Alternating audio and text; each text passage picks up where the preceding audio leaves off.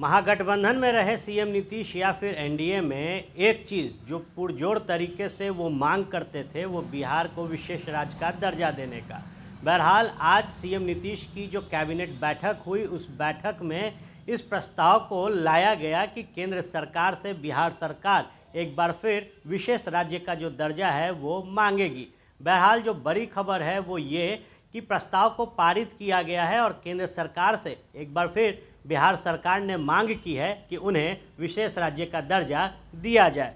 दरअसल सीएम नीतीश ने social media पर पोस्ट कर बताया कि आज कैबिनेट की बैठक में बिहार को विशेष राज्य का दर्जा देने के लिए केंद्र सरकार से अनुरोध करने का प्रस्ताव पारित किया गया है। मेरा अनुरोध है कि बिहार के लोगों के हित को ध्यान में रखते हुए केंद्र सरकार बिहार को शीघ्र विशेष राज्य का दर्जा दे। हम लोग बिहार को विशेष राज्य का दर्जा देने की मांग वर्ष 2010 से ही कर रहे हैं। इसके लिए 24 नवंबर 2012 को पटना के गांधी मैदान में तथा 17 मार्च 2013 को दिल्ली के रामलीला मैदान में बिहार को विशेष राज्य के दर्जे के लिए अधिकार रैली भी की थी। हमारी मांग पर तत्कालीन केंद्र सरकार ने इसके लिए रघुराम राजन कमेटी भी बनाई थी, जिसकी रिपोर्ट सितंबर 2013 में प्रकाशित हुई थी, परंतु उस समय भी तत्कालीन केंद्र सरकार इसके बारे में कुछ नहीं बोली। मई 2017 में भी हम लोगों ने विशेष राज्य का दर्जा देने के लिए केंद्र सरकार को पत्र लिखा था। सीएम ने फेसबुक पोस्ट करते हुए लिखा है कि देश में पहली बार बिहार में जाति आधारित गणना का काम कराया गया।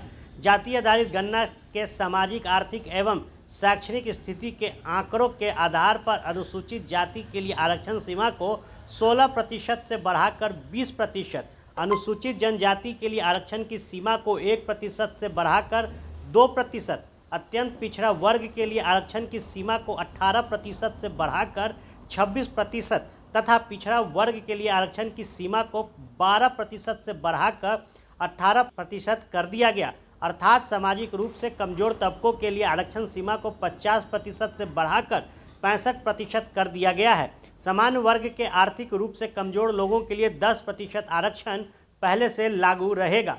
अर्थात इस सभी वर्गों के लिए कुछ आरक्षण की सीमा को बढ़ाकर 75% किया गया है।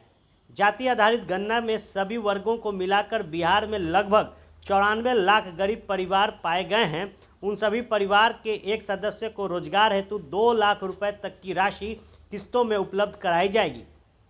आगे सीएम नीतीश ने लिखा कि 63,850 आवासहीन एवं भूमिहीन परिवारों को जमीन क्रय के लिए दी जा रही 60,000 रुपये की राशि की सीमा को बढ़ाकर 1 लाख रुपए कर दिया गया है। साथ ही इन परिवारों को मकान बनाने के लिए 1,20,000 रुपये दिए जाएंगे।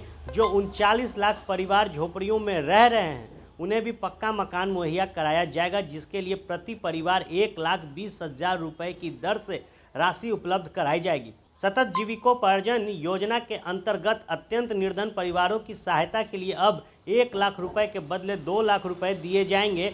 इन योजनाओं के क्रियान्वयन में लगभग 2,50,000 करोड़ की राशि व्यय होगी। इन कामों के लिए काफ़ी बड़ी राशि की आवश्यकता होने के कारण इन्हें 5 साल में पूरा करने का लक्ष्य रखा गया है। यदि केंद्र सरकार द्वारा बिहार को विशेष राज्य का दर्जा मिल जाता है तो हम इस काम को बहुत कम समय में ही पूरा कर लेंगे। हम लोग बिहार को विशेष राज्य का दर्जा देने की मांग वर्ष 2010 से ही कर रहे हैं। इसके लिए 24 नवंबर 2012 को पटना के गांधी मैदान और 17 मार्च को दिल्ली के रामलीला मैदान में बिहार को विशेष राज्य के दर्जा के लिए अधिकार रैली भी की थी। हमारी मांग पर तत्कालीन केंद्र सरकार इसके लिए एक कमेटी बनाई, जिसके बाद भी हमें विशेष राज्य का दर्जा नहीं मिल पाया। ऐसे में अब सीएम नीतीश ने स्पष्ट किया है कि जिन योजनाओं को लेकर बिहार सरकार बढ़ रही है, जिससे हर समाज के लोगों का हित होगा, वहीं हर गरीब परिवार को घर मिलेगा, रोजगार की व्यवस्था हम कर रहे हैं। और अगर विशेष राज्य का दर्जा केंद्र सरकार देती है तो हमारा लक्ष्य बेहद जल्द पूरा होगा। निश्चित तौर पर जाति आधारित गणना का रिपोर्ट सार्वजनिक होने के बाद एक बार फिर सीएम नीतीश ने प्रेशर पॉलिटिक्स के तहत अपने सरकार के कार्यक्रमों को गिनाया है और अगर केंद्र सरकार मंजूरी देती है विशेष राज्य की तो इसे पूरा किया जाएगा। निश्चित तौर पर प्रेशर पॉलिटिक्स के तहत एक और दांव और एक बड़ा जो हमला है वो बीजेपी के ऊपर अब विशेष राज्य के दर्जा को लेकर सीएम नीतीश ने किया है। अगर ये दर्जा देने में केंद्र सरकार असफल होती है तो इसका ठिकरा आने वाले दिनों में और जो लोकसभा के चुनाव हैं उसमें विपक्ष केंद्र सरकार पर फोड़ सकता है। बने रहे फर्स्ट बिहार के साथ, खबरों का सिलसिला यूं ही चलता रहेगा। ये लो मुंह मीठा करो, आज मैंने अपना जॉब छोड़ दिया, अब हम पूर्णिया वापस जाएंगे। जॉब छोड़ दिया है? मतलब ये घर कैसे चलेगा? हम करेंगे क्या? और माँ बाबूजी क्या बोलेंगे? इसलिए मैं एक और मिठाई का डब्बा लाया। अपने बिजनेस के लिए लोन अप्रूव हो गया। अरे लोन अप्रूव हो गया वो तो ठीक है, लेकिन पूर्णिया में हम रहेंगे कहाँ? अपना घर भी तो नहीं है वहां। इसलिए तो एक और मिठाई का डब्बा अलग से लाया हूं। हमने पूर्णिया में घर ले लिया है, पूर्णिया के ई होम्स पैनोरमा में। पूर्णिया में पैनोरमा ग्रुप लेकर आए हैं ई होम्स पैनोरमा, बड़ा घर, आलीशान जिंदगी और अत्याधुनिक सुविधाओं के संग। अरे अरे, अब क्यों मुंह मीठा करवा रही हो? क्योंकि हम घर वापसी जो कर रहे हैं।